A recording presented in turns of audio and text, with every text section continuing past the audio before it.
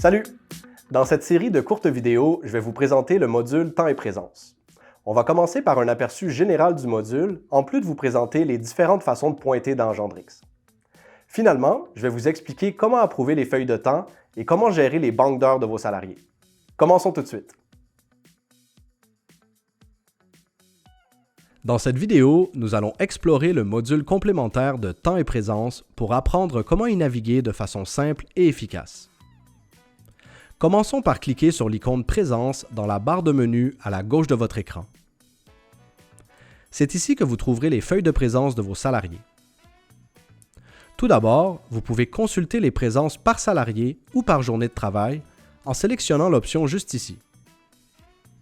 La vue par jour peut être pratique si vous approuvez les heures de travail de vos salariés sur une base quotidienne ou si vous souhaitez consulter les heures pointées de vos salariés pour une journée précise.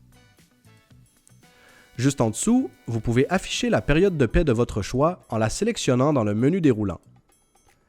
Gendrix vous indiquera si cette période est passée, courante ou future, comme vous pouvez le voir ici.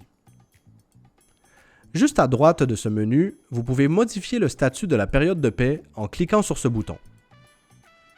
Dans le menu qui s'ouvre à la droite de votre écran, vous avez l'option de l'ouvrir si par exemple elle a été fermée par erreur et que vous souhaitez retourner faire des ajustements, la fermer pour empêcher les modifications ou la finaliser lorsque vous êtes prêt à l'exporter pour traiter votre paie.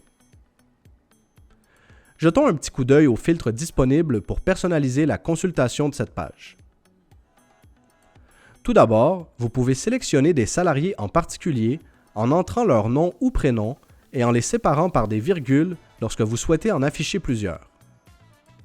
Par exemple, si je veux isoler les feuilles de présence d'Alex et de Clara, je vais écrire Alex, virgule, Clara, et le tour est joué. Juste en dessous, vous pouvez choisir d'appliquer vos filtres aux salariés ou aux entrées de temps. Ça peut être pratique si par exemple vous avez des salariés qui travaillent dans plusieurs succursales, mais que vous souhaitez consulter les entrées de temps d'une succursale en particulier. En sélectionnant une succursale dans vos filtres, vous verrez seulement les entrées de temps de celle-ci. Les filtres de statut vous permettent de savoir qui est au travail, en pause ou en retard, selon leurs entrées de temps en relation avec la plage horaire prévue. La section « À passer en revue » vous indique les irrégularités d'entrée de temps, qu'elles soient non approuvées, incomplètes, manquantes ou hors rayon.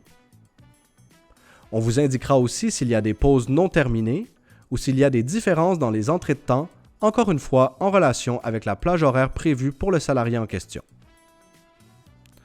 Ensuite, vous pouvez filtrer par succursale, par position ou par ressource si vous êtes abonné à ce module complémentaire. Finalement, vous pouvez choisir d'afficher uniquement les salariés avec ou sans entrée de temps en cochant une des deux cases juste ici et modifier l'ordre d'affichage en sélectionnant l'option que vous préférez dans le menu déroulant juste en dessous. Le tableau des feuilles de présence vous présente un sommaire par salarié. Regardons ensemble les différentes colonnes du tableau et leur signification. La première colonne indique le total des heures planifiées à l'horaire ou au planning pour la période de paie sélectionnée. La deuxième indique les heures pointées par vos salariés. Ensuite, ces deux colonnes vous indiquent le nombre d'heures de congés non payés ou payés. Ici, vous retrouverez le total d'heures en banque, d'heures régulières, à temps supplémentaire ou ajoutées par des primes. Finalement, on vous indique le total des heures et le coût associé à celles-ci si vous avez entré les taux horaires de vos salariés dans leur profil. Juste au-dessus du tableau, on retrouve le bouton « Ajuster les heures des feuilles de temps ». En cliquant dessus, un menu s'ouvrira à la droite de votre écran et vous pourrez choisir de mettre le temps supplémentaire dans une banque d'heures accumulées ou de compléter les heures manquantes à partir de cette même banque. Vous pouvez également imprimer les feuilles de présence en cliquant juste ici. Finalement, lorsque les gestionnaires auront vérifié les irrégularités et complété l'approbation des feuilles de présence, vous pourrez exporter la période de paie en cliquant sur le bouton du même nom.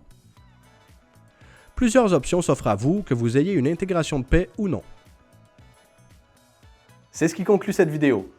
Je vous rappelle que notre équipe de réussite client est disponible par chat ou téléphone pour répondre à toutes vos questions. Merci d'avoir choisi Agendrix.